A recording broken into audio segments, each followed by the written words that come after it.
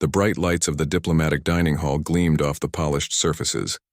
Captain Frank Donovan adjusted his uniform collar and took a deep breath. This dinner would be the first official meal shared between humans and the Veldari, and he needed everything to go perfectly. "Are our guests comfortable?" Frank asked his second-in-command. Lieutenant Allison Murphy nodded. "Yes, sir. The Veldari delegation seems impressed with our ship. They keep commenting on how warm we keep it, though. Their homeworld is cooler than Earth," Frank said. "Make sure the temperature in here is lowered a bit more." "Already done, sir." The doors slid open with a soft hiss. 4 tall, lean figures entered. The Veldari had blue-gray skin that seemed to shimmer under the lights. Their eyes were large, with vertical pupils like a cat's, and they moved with an unsettling grace that reminded Frank of panthers. Ambassador Zelk, the leader of the Veldari delegation, bowed slightly. "Captain Donovan, we are honored to share a meal with your species." Frank returned the gesture. "The honor is ours, Ambassador. Please have a seat." The humans and Veldari settled around the large table. Chef Darius Williams had prepared a special menu to introduce the aliens to Earth cuisine. The first course arrived promptly, a seafood appetizer featuring small portions of seared tuna, crab cakes, and grilled octopus. Frank noticed the Veldari, staring at their plates with odd expressions. "Is something wrong with the food?" he asked. Ambassador Zelk's assistant, a younger Veldari named Kreth, leaned forward. "These creatures, they are from your oceans?" "Yes," Allison replied. "Some of Earth's finest seafood. And this one," Kreth pointed to the tuna. "It is a predator?" Allison nodded. "Yes, tuna are predatory fish. They're quite fast swimmers and hunt smaller fish." The 4 Veldari exchanged glances. Ambassador Zelk carefully asked, "And humans consume these predators regularly?" "Oh, absolutely," said Greg Harris, the ship's navigation officer. "Tuna is one of our most popular fish. I could eat it every day." The Veldari delegation fell silent. Frank sensed something was off but couldn't place what cultural mistake they might have made. "Perhaps our guests would prefer the vegetarian option," he suggested. Ambassador Zelk recovered quickly. "No, please, we are curious about human customs. Please explain more about your eating habits." Allison, who specialized in cross-cultural communication, took over. "Humans are omnivores. We eat both plants and animals. Our evolutionary history includes hunting many species, including predators. The main course arrived, prime rib for the humans and a specially prepared plant-based dish for the Veldari, who had shared their dietary preferences beforehand." "What creature is this from?" asked Morax, another Veldari diplomat, pointing to Frank's steak. "This comes from cattle, specifically cows," Frank explained. "They're herbivores, actually." The Veldari seemed slightly relieved until Greg chimed in again. "But tomorrow's dinner features alligator tail. Now that's a predator. Worth eating!" Those things have remained basically unchanged for millions of years. Apex predators in their environment. Yet we farm them for their meat and hide.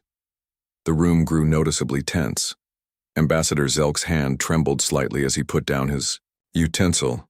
"You farm predatory species now for consumption?" he asked. "Sometimes," Allison said, shooting Greg a warning glance. "Though many predatory species we eat are caught wild. Sharks, for instance." "Sharks?" Kreth asked. "Ocean predators," Frank explained. "Some species are quite dangerous to humans, but we still fish them." Dr. Kelly Wright, the ship's xenobiologist, had been quiet until now. Sensing the discomfort, she tried to change the subject. "Ambassador, I understand the Veldari evolved from pack hunters similar to Earth's wolves." "That is correct," Ambassador Zelk said, seeming grateful for the topic shift. "Our ancestors were apex predators in our world's northern forests. This is why we hold predatory species in such high regard." Suddenly, the humans understood the awkwardness. "I apologize if our dining choices have caused discomfort," Frank said sincerely. "Different species, different customs." Ambassador Zelk straightened his posture. "No apology needed. Cultural exchange includes discovering differences. We simply find it surprising that humans would routinely consume creatures that hold such revered positions in ecosystem hierarchies. It's not just that we eat them, Greg said, ignoring Allison's attempt to kick him under the table. We celebrate it. Some of our finest restaurants specialize in predatory fish, and in some cultures eating predators is considered a show of strength or bravery. The Veldari delegation whispered among themselves in their clicking language. This explains much about human behavior, Ambassador Zelk finally said. Your species displays remarkable confidence when facing unknown dangers. Perhaps this is connected to your unusual place in your planet's food chain. Dr. Wright nodded. That's an interesting observation. Humans evolved as persistence hunters. We couldn't outfight large predators, but we could outlast them, tracking prey for days until they collapsed from exhaustion. You hunted the hunters, Morak said with what seemed like a mix of horror and respect. I have a wonderful idea, Frank said, trying to build on this moment of understanding. Tomorrow evening, we could host a special Earth-style barbecue. Chef Williams can prepare a sampling of various Earth proteins, including both predatory and non-predatory species. It would be educational. The Veldari looked at each other, clearly conflicted. Finally, Ambassador Zelk nodded slowly. We would be interested in learning more about human customs. We accept your invitation. As the dinner concluded and the Veldari delegation departed, Frank turned to his officers. Well, that was unexpected. Did anyone know the Veldari had a taboo against eating predators? Dr. Wright shook her head. Not a taboo, Captain. I think it's more like we invited devout Hindus to a beef tasting. The Veldari evolved from predators themselves. They probably see other predatory species almost like distant cousins. Allison sighed. Tomorrow's barbecue will certainly be memorable. I should contact the diplomatic corps for guidance. No time, Frank said. The news about humans eating predators will reach their ship tonight. Better we control the narrative by showing them it's just a normal part of our culture. Greg grinned. Wait until they hear about snake farms. That's enough, Lieutenant, Frank said firmly. This is a serious first contact situation. As they left the dining hall, Frank couldn't help but wonder what other human behaviors might shock their new, galactic neighbors. If eating habits caused this much confusion, what would happen when the Veldari learned about human sports, warfare, or entertainment? Tomorrow's barbecue would either strengthen this new relationship or damage it beyond repair. And Frank had a feeling this was just the beginning of a very complicated cultural exchange. News traveled fast in space. By morning, every crew member on the human ship knew about the Veldari's reaction to human eating habits. By afternoon, reports had spread to 3 nearby star systems. Lieutenant Greg Harris walked into the mess hall and noticed people looking at him. Some smiled. Others shook their heads. What? He asked, sitting down next to Dr. Kelly Wright. You're famous, Kelly said, showing him her tablet. Or infamous, depending on how you look at it. On the screen was a recording from the dinner. The camera focused on Greg saying, but tomorrow's dinner features alligator tail. Now that's a predator worth eating. The clip then showed the shocked faces of the Veldari delegation. Greg groaned. How did this get out? The Veldari recorded the dinner for their cultural archives, Kelly explained. Someone shared it with the Galactic News Network. It's been viewed 8 million times already. Great, Greg muttered. I've become the poster boy for scary human eating habits. Captain Frank Donovan called an emergency meeting of the senior crew. When everyone assembled, his face was serious. The diplomatic corps is not happy, he said. Our first official dinner with the Veldari was supposed to be a simple cultural exchange. Instead, we've sparked what they're calling an interspecies incident. Allison Murphy raised her hand. Sir, I've been fielding calls from 3 different alien embassies. They all want to know if humans really eat predators regularly. What did you tell them? Frank asked. The truth. That on Earth being at the top of the food chain means we eat whatever we want, predator or not. Frank sighed. That probably didn't help. Actually, Dr. Wright said, I've been studying the reactions across different species. It's fascinating. Most spacefaring species evolved as either herbivores or small insectivores. They survived by hiding or running from predators, not by hunting them. So we're the weird ones? Greg asked. In this corner of the galaxy, yes, Kelly confirmed. The Veldari are one of the few predator-evolved species with interstellar travel, and even they only eat non-predatory animals. Frank rubbed his forehead. And now we've got this barbecue tonight. Should we cancel it? I don't think we can, Allison said. That might seem even more suspicious. Like we're hiding something. Then we adjust, Frank decided. Chef Williams will focus on non-predator options. No shark, no alligator, no predatory fish. Dr. Wright shook her head. Captain, with respect, I think that's the wrong approach. We should be honest about who we are. Humans eat predators. Hiding it now won't undo what they already know. Frank considered this. What do you suggest? Use this as a teaching moment. Explain our evolutionary history. We weren't always at the top of our food chain. We fought our way there through intelligence and cooperation. Later that evening, the ship's main observation deck had been transformed. Chef Darius Williams had set up several cooking stations. The smell of grilling meat filled the air. Plants from Earth decorated the space and soft music played in the background. The Veldari delegation arrived exactly on time. More aliens had joined them, representatives from the Holta, a deer-like species, and the Mrazik, a reptilian race, known for their mercenary work. Welcome, Frank said, bowing slightly. We're honored by your presence. Ambassador Zelk looked around nervously. We have heard much discussion about human eating habits since our dinner. I imagine you have, Frank admitted. That's why tonight is about understanding each other better. Dr. Wright stepped forward with a display tablet. If I may, Ambassador, I've prepared a short presentation about human evolution and our relationship with Earth's predators. The aliens gathered around as Kelly showed images of early humans, small and vulnerable compared to the massive predators they faced. For millions of years, our ancestors were prey, not predators, she explained. We were hunted by creatures like these. The screen showed saber-toothed cats and massive bears. How did you survive?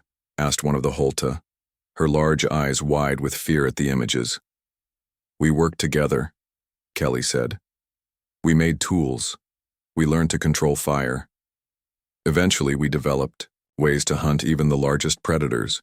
She showed cave paintings of human hunting parties surrounding dangerous animals. And you began eating them? Ambassador Zelk asked, still clearly uncomfortable. Yes, Kelly answered honestly. In many human cultures, eating a predator became a sign of courage or status. Some believed it transferred the animal's strength or speed to the person who ate it. The Mrazik representative, who had been silent until now, leaned forward. This practice continues today? In modern times, it's more about food variety and tradition, Kelly explained. But yes, humans still eat predatory species. Chef Williams called everyone to the buffet tables. I've prepared various Earth dishes to give you a taste of our world. Each station has information about the ingredient sources. The aliens moved cautiously between tables. Most gravitated toward the plant-based options, but a few showed curiosity about the meat dishes. Greg, trying to redeem himself, pointed to a platter of grilled chicken. These birds are descended from dinosaurs, but we've domesticated them. They're not predators anymore. One of the younger Veldari, Kreth, seemed the most adventurous. He watched as Greg put a piece of salmon on his plate. This is a predator? Kreth asked. Yes, Greg said. But a fish, not a mammal. After hesitating, Kreth took a small piece. The other Veldari watched in shock as he carefully tasted it. His eyes widened. It is not unpleasant. A ripple went through the gathering. Ambassador Zelk looked scandalized but also intrigued. Meanwhile, Allison was speaking with the Holta representatives, who seemed both terrified and fascinated by humans. Is it true that humans hunt for sport, not just for food? One asked. Some do, Allison admitted, though many of us prefer to observe wildlife now rather than hunt it. Your species is most unusual, the Holta said.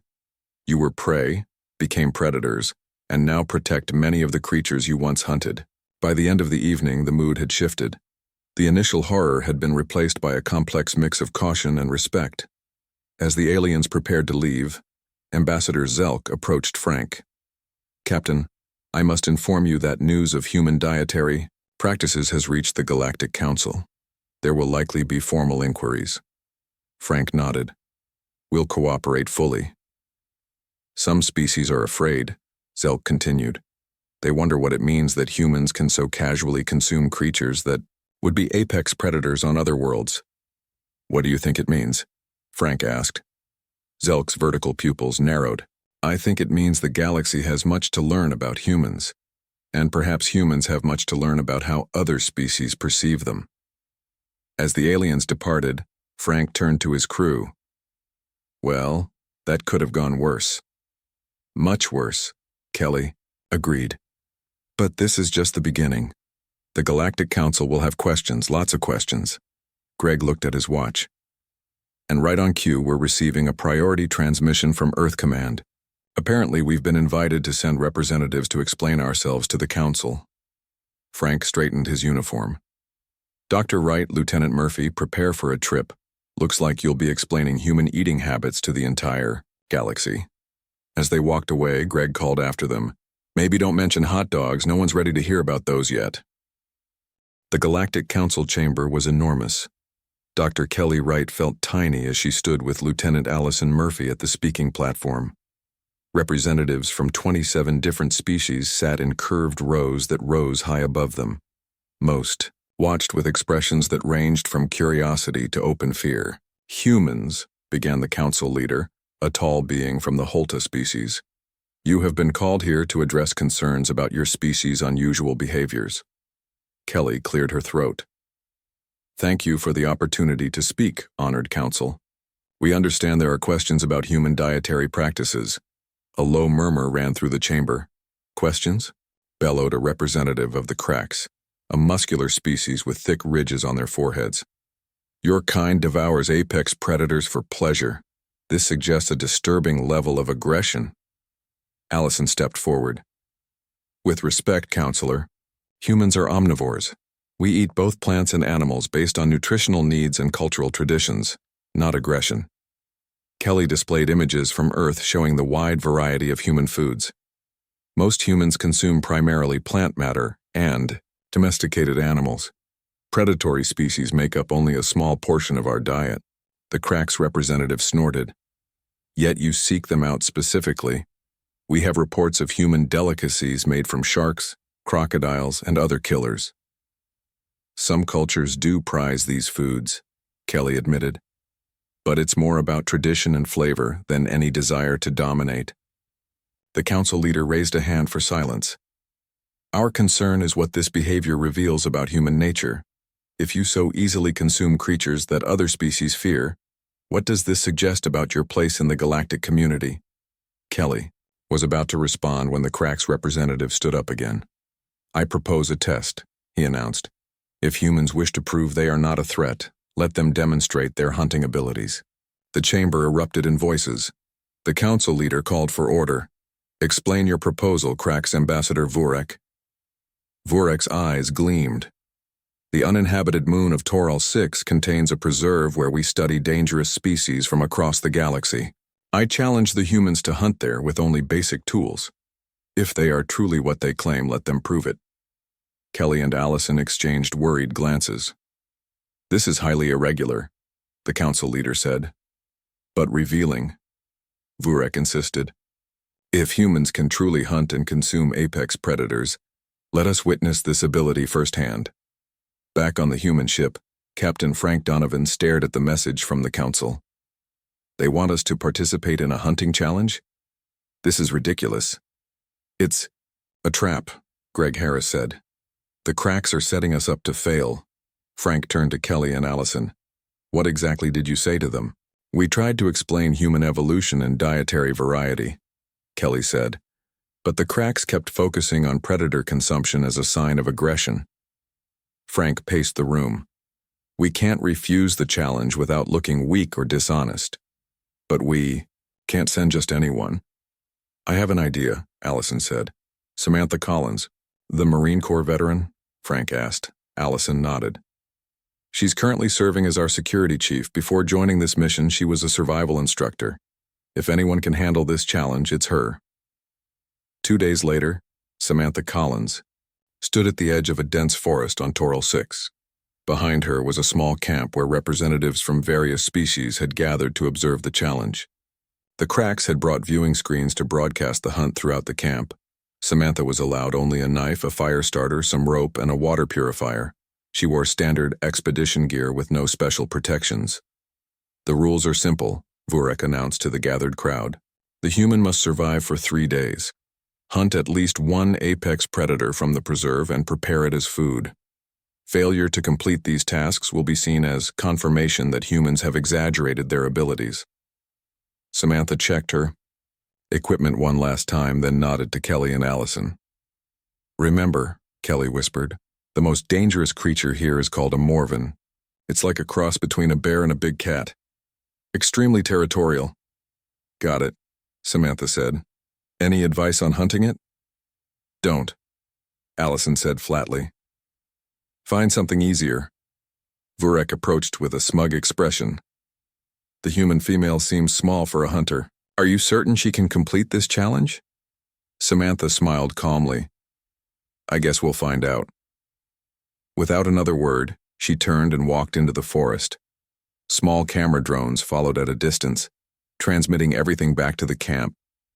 For the first day, Samantha focused on survival basics.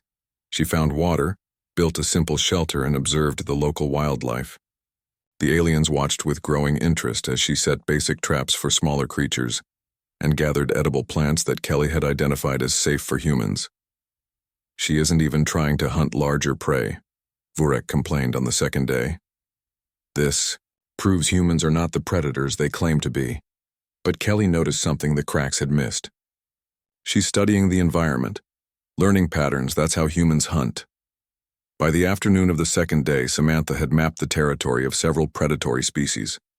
She'd noticed a Morven had marked an area near a stream, and smaller predators avoided it. Using this knowledge, she set up an observation post downwind. The alien observers were surprised when Samantha spent hours simply watching the Morven from a distance. What is she doing? Asked a Veldari observer. Learning, Allison explained. Humans rarely use pure strength to hunt. We study our prey first. On the morning of the third day, Samantha put her plan into action. She had observed that the Morven hunted smaller creatures near the stream at dawn. Using her rope and some flexible branches, she constructed a simple snare trap along the creature's regular path. The aliens watched in fascination as she carefully covered her tracks and scent, then retreated to wait. When the Morven appeared and triggered the trap, it was caught by one leg. The creature roared in anger and pain. Now she will be killed, Vurek said with satisfaction. But Samantha didn't approach directly. Instead, she circled around, keeping her distance while the creature exhausted itself fighting the trap. Only when the Morven had tired did she move in with her knife. The aliens were silent as they watched her make a clean, quick kill. Even Vurek seemed shocked by the efficiency of her hunting method. That evening, Samantha returned to camp carrying meat from the Morven. Using her fire starter, she prepared a cooking fire and roasted portions of the predator. As requested, she said calmly, an apex predator, hunted and prepared for consumption. The camp was eerily quiet. Then Ambassador Zelk of the Veldari stepped forward. I wish to understand, he said. You did not overpower this creature with strength. You outsmarted it. You waited for it to tire. Samantha nodded. That's how humans evolved to hunt. We're not the strongest or fastest, but we can plan, adapt, and outlast our prey. Vurek looked both impressed and disturbed. Your hunting method shows patience and intelligence I did not expect. Persistence hunting, Kelly explained to the gathered aliens. It's one of humanity's oldest techniques. We don't need to be stronger than our prey. We just need to be smarter and more determined. As the aliens discussed what they had witnessed, Allison received an urgent message from the ship. Captain, she said quietly into her communicator, The Galactic News Network is broadcasting the hunt across 12 star systems. The story is everywhere. Frank's voice came through. How bad is it? Allison watched as several aliens cautiously approached Samantha to ask questions about human hunting techniques. Honestly, sir, I think we've just become the most interesting species in the galaxy. The news about Samantha Collins and her successful hunt spread faster than anyone expected. 3 weeks after the challenge, humans had become celebrities throughout known space. Some alien species viewed them with newfound respect. Others grew, more fearful. Ambassador Patricia Lang arrived at the human embassy on Centauri Station, the largest diplomatic hub in this sector of the galaxy. As Earth's newly appointed representative to the Galactic Council, she had a difficult job ahead.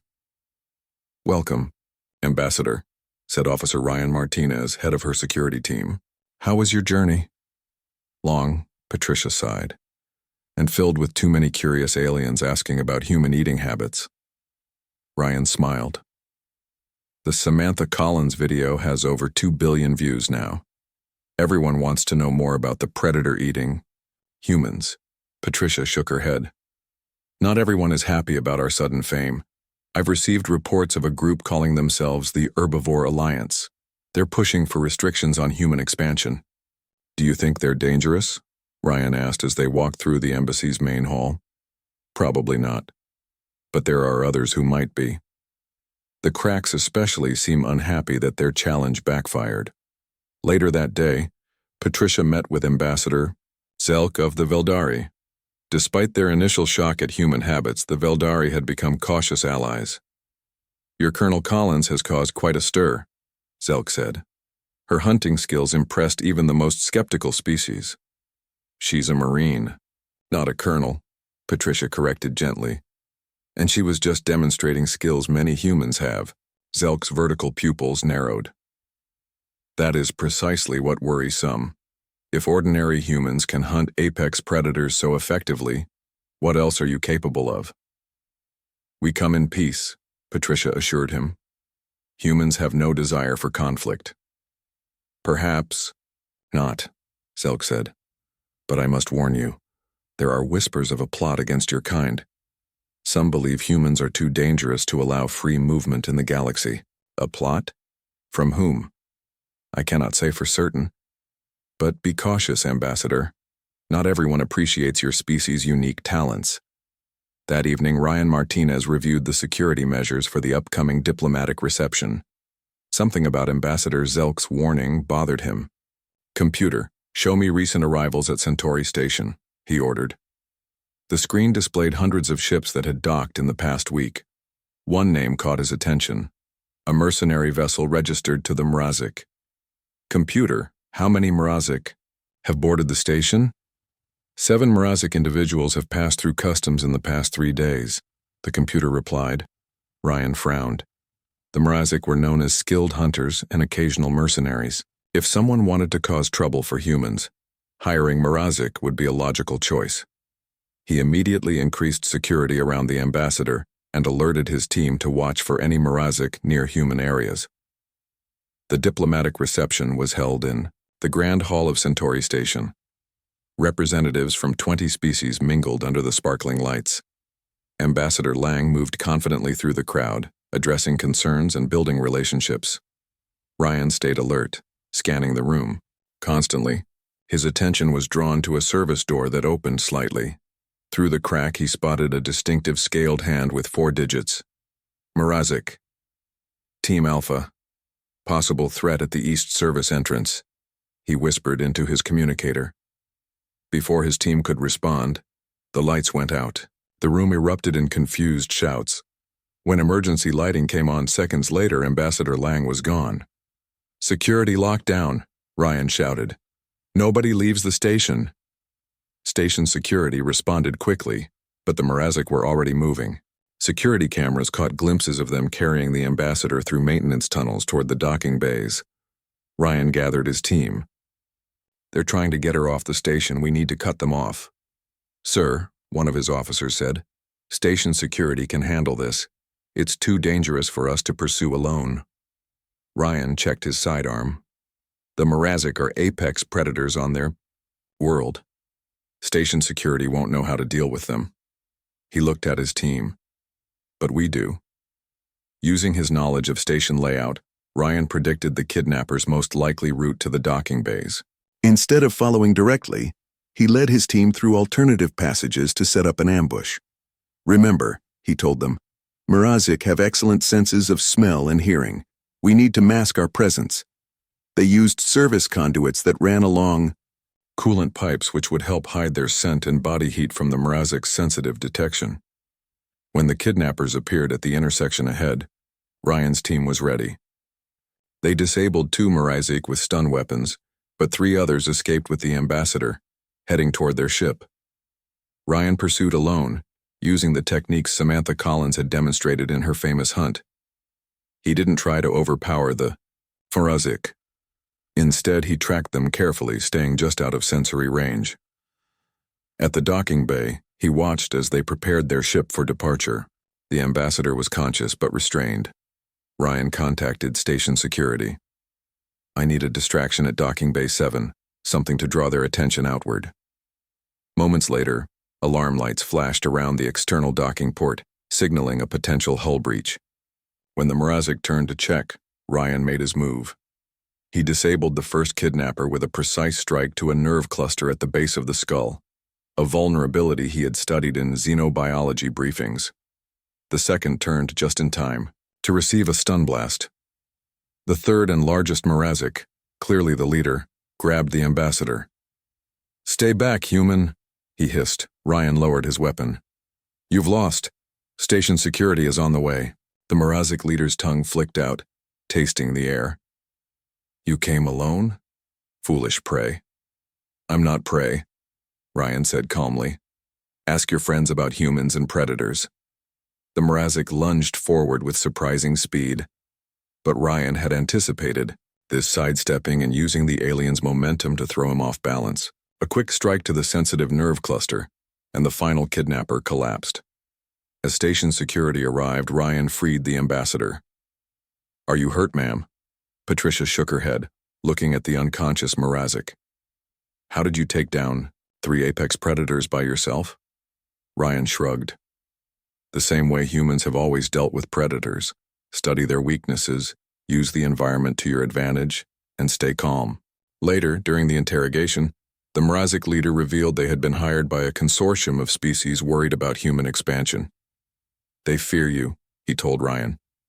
"Not because you eat predators, but because you think like them. You study, you plan, you adapt. Most prey species never develop these skills." Station security identified the consortium members, causing a major diplomatic incident. The Galactic Council called an emergency session. Ambassador Lang, now safely back at the human embassy, prepared her address to the council. "What will you tell them?" Ryan asked. "The truth," she said. "Humans evolved as both predator and prey. We learned to hunt from necessity, not aggression. We'll use those same skills, patience, observation, adaptability, to be valuable members of the galactic community." Ryan nodded. "Do you think they'll believe us?" "Some will," Patricia said. "Others might take more convincing. But after your display of hunting skills against the Mrazek assassins, I think more species are beginning to understand what humans truly are." "And what's that?" She smiled. "Not the strongest or most fearsome species in the galaxy, just the most determined." 5 years had passed since humans first revealed their unusual eating habits to the galaxy. What began as a diplomatic incident had evolved into a complex relationship between Earth and the interstellar community. Humans were now known throughout inhabited space as the species that casually ate apex predators. Captain Nicole Bennett stood on the observation deck of Earth's newest diplomatic vessel, the Horizon. Below her, a massive space station orbited a beautiful blue-green planet. This was Harmony Station, built specifically for the first Galactic Cultural Summit. "Nervous?" asked Chef Darius Williams, who had joined her at the window. Nicole smiled. "A little. 5 years ago, aliens were horrified that we eat sharks and alligators. Now they've invited us to host a galactic food festival. Things change quickly." "Not that quickly," Darius said. "There are still species who think we're dangerous barbarians. This summit is our chance to change more minds. The Galactic Cultural Summit would bring together representatives from 37 spacefaring species. Its stated goal was to promote understanding through shared traditions. Unofficially, many saw it as a way to keep an eye on the unpredictable humans. Darius had been selected as Earth's culinary ambassador. His assignment: prepare a meal that explained humanity's complex relationship with food and the natural world. "Have you finalized your menu?" Nicole asked. "Yes," Darius replied, "but I'm still nervous about serving predator meat to a room full of aliens who think it's taboo." "Just focus on the story our food tells," Nicole reminded him. "That's what this summit is about." The next day, delegates began arriving at Harmony Station. Nicole greeted each group personally, from the tall, graceful Veldari to the small, fuzzy Prill who scurried around on 6 legs. Ambassador Zelk, now a familiar face, in human diplomatic circles, bowed to Nicole. "Captain Bennett, it is good to see humans taking a leading role in this gathering."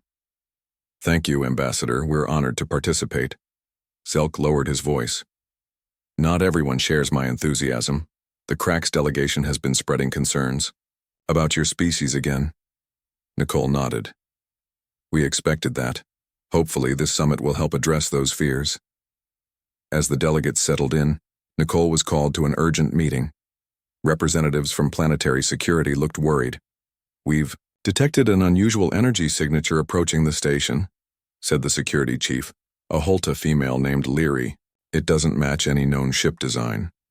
Nicole studied the readings. "Have you contacted it?" "We've tried all standard frequencies." No response. Hours later, the mysterious object came into visual range. It wasn't a ship, but a swarm of small, metallic creatures moving together like a cloud. "Scan complete," Leary announced.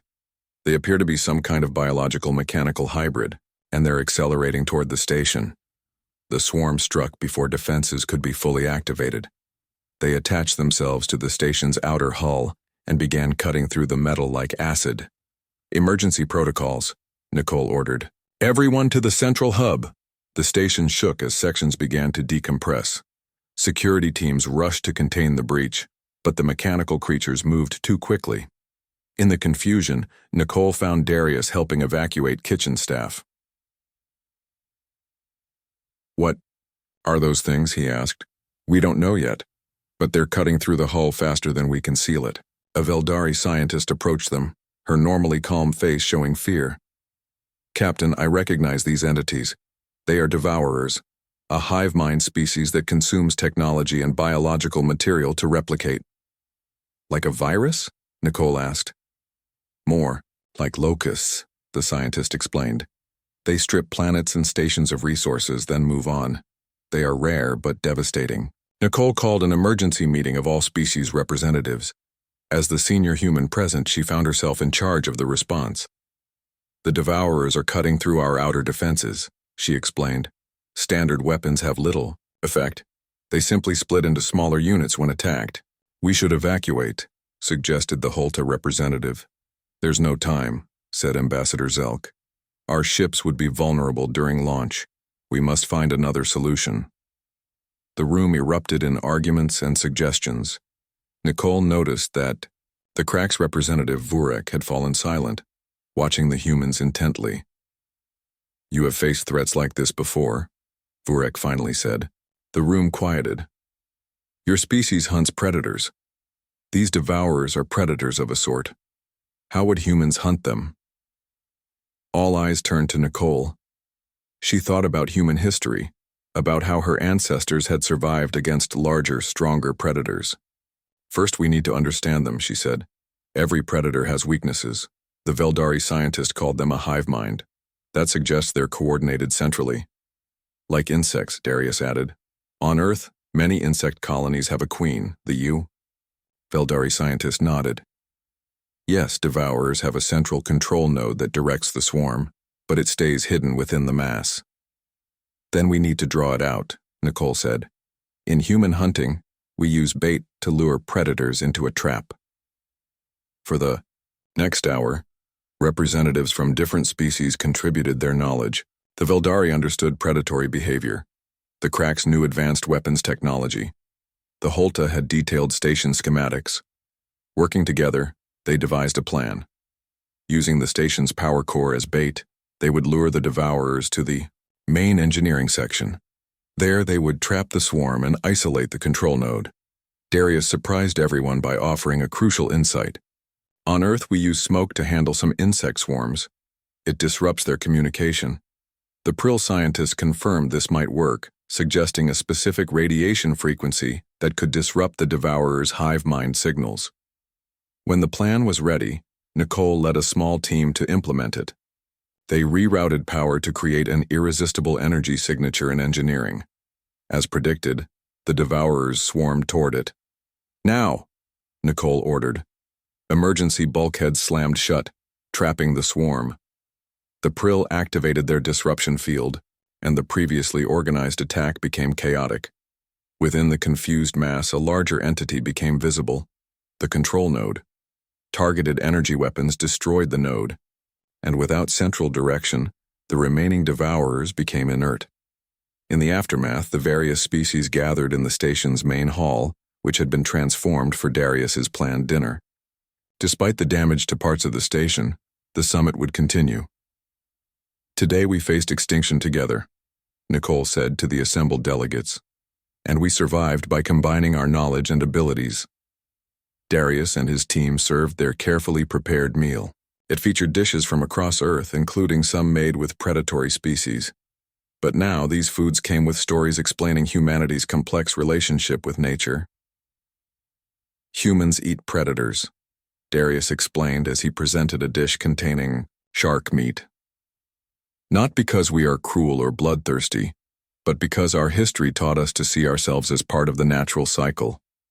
Sometimes predator, sometimes prey." Ambassador Zelk, who once found human eating habits disturbing, took a small bite of the shark dish. "Perhaps there is wisdom in your approach," he admitted. "Today's threat was defeated because humans think like predators but cooperate like prey species." As the dinner continued, Nicole noticed representatives from different species sitting together, sharing food and conversation. The Cracks and Holta, traditionally wary of each other, discussed defense strategies. The Prill scurried between tables, eager to taste foods from many worlds. "It seems our unusual eating habits have finally found acceptance," Nicole said to Darius. He smiled, watching the diverse gathering. "It's not about what we eat. It's about understanding our place in the universe. Humans know what it means to be both hunter and hunted. That perspective might be our greatest contribution to the galaxy." As the evening ended, a new tradition was born. Each year, species would gather to share their food and stories, learning from each other's evolutionary paths. And humans, with their unique history of casually devouring top predators for dinner, had found their place in the galactic community.